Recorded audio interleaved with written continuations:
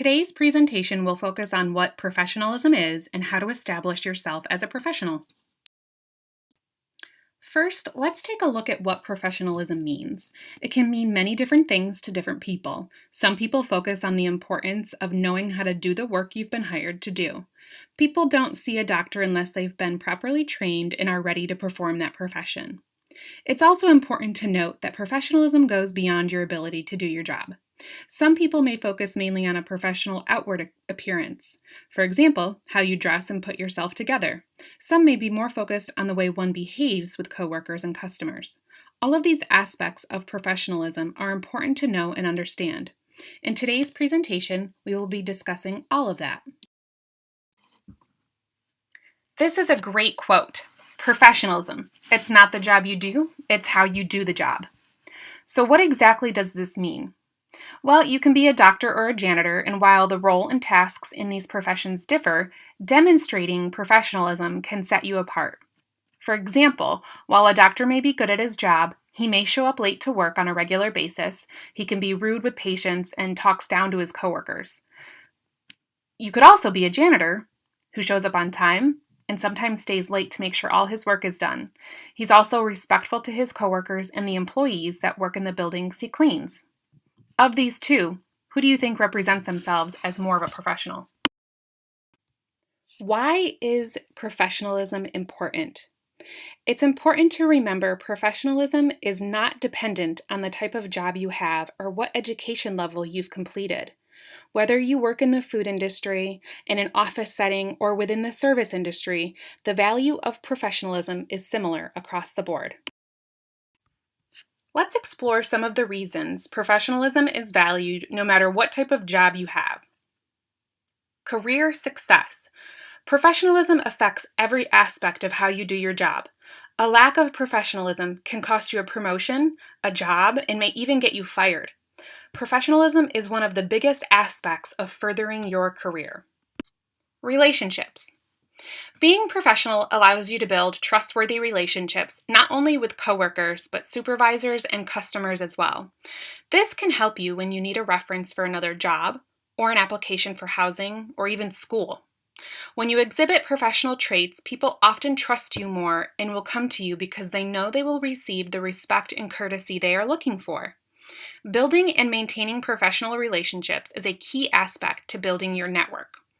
So a network is a variety of professional individuals who can help connect you with other jobs, introduce you to important people, or even offer to be a reference for future jobs you may be interested in. Promotes respect.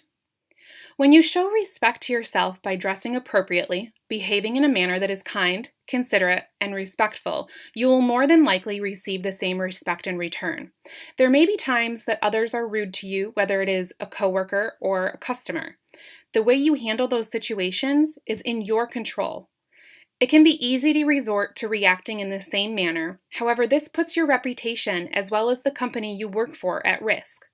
Allow yourself the space to be frustrated while also continuing to be respectful, even if others are not providing the same in return.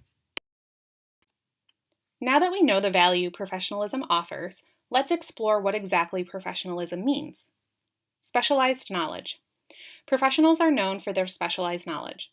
For example, a mechanic has specialized knowledge in how cars work and how to repair and maintain different parts of a vehicle.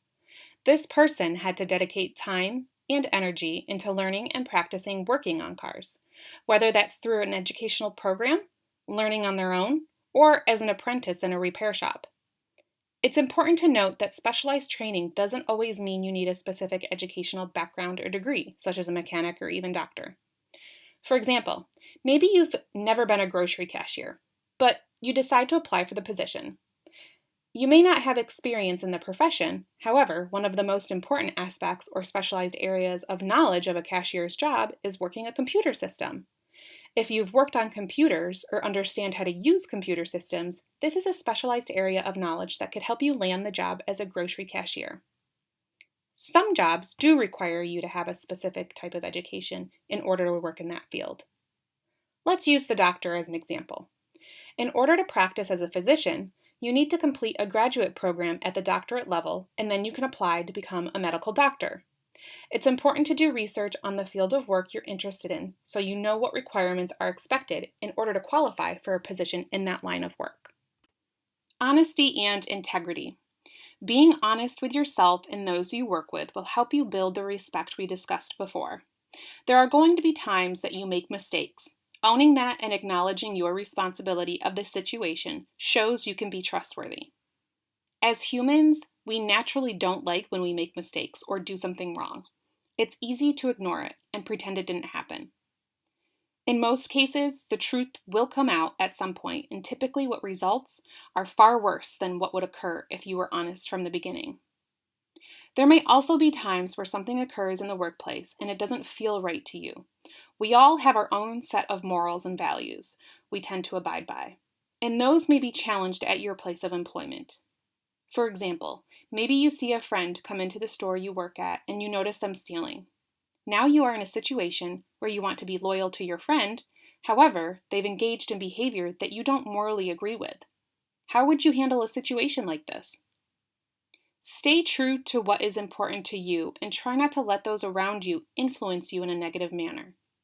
If people want what is best for you and truly care about your success, they will offer encouragement and support rather than putting you in a negative situation that could jeopardize your job and goals. Self-regulation.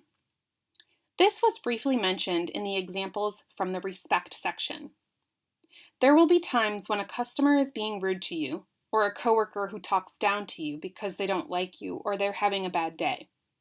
How you handle your emotions and reactions in those situations is always being observed, whether or not your supervisor is there.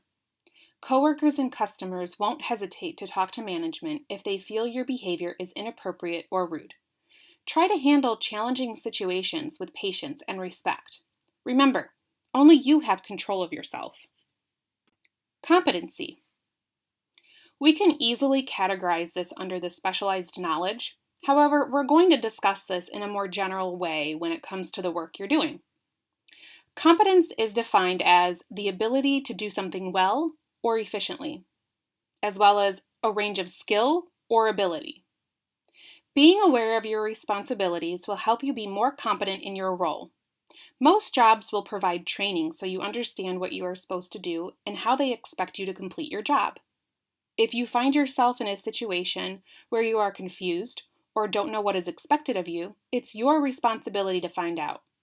If you find that one of the processes to complete a task is ineffective and you found a better alternative, discuss this with your manager to see if changes can be made.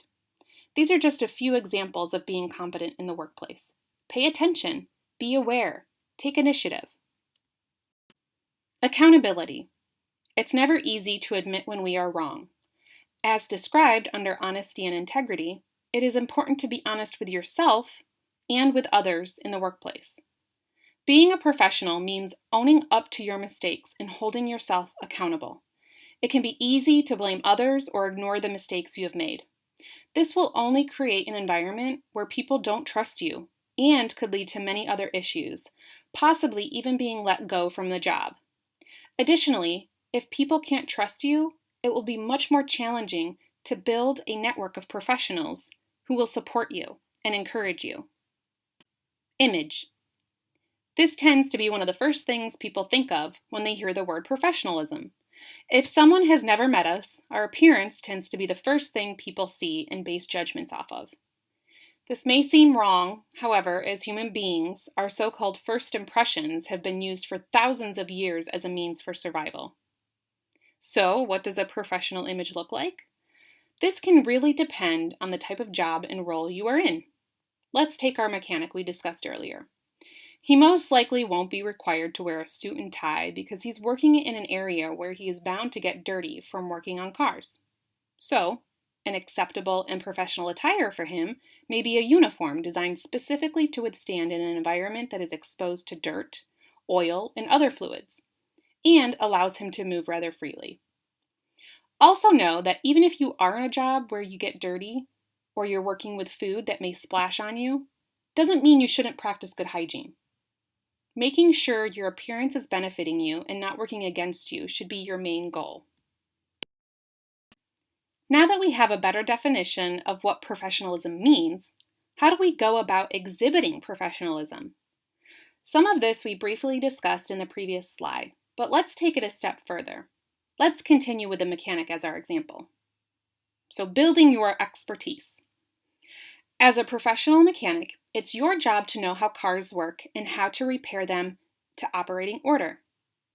As technology changes and car parts are changing, it is your job to ensure your knowledge base is also changing to understand the industry. Make sure to do your research and actively educate yourself as the industry you work in evolves and changes. Be polite. You are responsible for how you act, react, and engage with others around you. Whether you are engaging with your boss or someone you supervise, be sure to provide the same respect that you wish others to provide you. Use your manners. Please and thank you can go a long way. A rude attitude and demeanor will only create a divide between you and those you engage with, and it could ultimately jeopardize your job. Honor your commitments. Do what you say you are going to do. A professional is seen as someone who is dependable. If you've agreed to a task or project and it's proving to be much more difficult than you expected, try and problem solve rather than giving up or ignoring it. Be sure to leave the excuses at home and take responsibility. Develop your emotional intelligence. There will be times you may not get along with some of your coworkers. That's okay. This doesn't mean you need to treat them any differently than other coworkers you might get along with. Be respectful and try not to let your emotions control how you make decisions. Pay attention to how you are feeling in certain situations and find ways to keep yourself in control rather than saying or doing something you may regret later. Have the tools you need. Depending on your job, this will look different for everyone. It's important to make sure you are prepared and have the resources you need at your convenience. Do you rely on your phone to track your work hours or to schedule when you will be working? Maybe you are a line cook and need to wear a specific attire to ensure health and safety standards are met while you are working. Making sure you are prepared with the necessary tools will not only make your job easier, it makes you look prepared and ready for the work that needs to be done. Now we will partake in an activity that relates to professionalism among coworkers. Take a moment to read about George and Kayla and the experiences they are going through right now as it relates to personal issues as well as professional. As George and Kayla have been working together, they both have started to become frustrated with one another, which is now starting to impact how they do their jobs.